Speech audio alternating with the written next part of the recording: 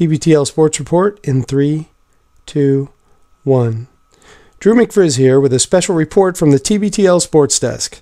As you may have heard, this was the inaugural year of the TBTL 10's Fantasy Football League. For those unfamiliar with fantasy football, it's a game where pudgy white guys pick teams of NFL players, track their performances over a season, and the pudgy white guy with the best performing athletes wins.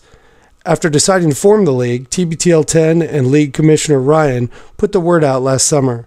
Many 10s came running, and after we caught our breath from that small amount of running, the league swelled to 18 teams. A live online draft was scheduled, and the naked guy with the vacuum cleaner was kicked out of the chat room, teams were picked, and the season was on. By far, the biggest disappointment of the season was Luke Burbank's team. The Perro Gigantes shambled to a 6-8 record, missing the playoffs. When reached for comment, Luke asked our reporter, "How's your podcast going?" and hung up. On the other side of the ledger, there was no questioning the regular season dominance of TBTL 10 Morton's team. His bull penises simply punished the rest of the league.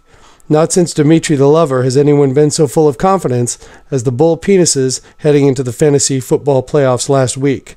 Shockingly, though, they fell in their first-round matchup to longtime TBTL nemesis, the Patton Oswalts.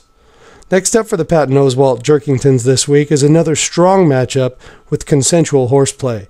In their first-round matchup, using some goal-oriented touching, consensual horseplay took down the Diggstown Dumpster Fires. During the regular season, many other teams fought valiantly.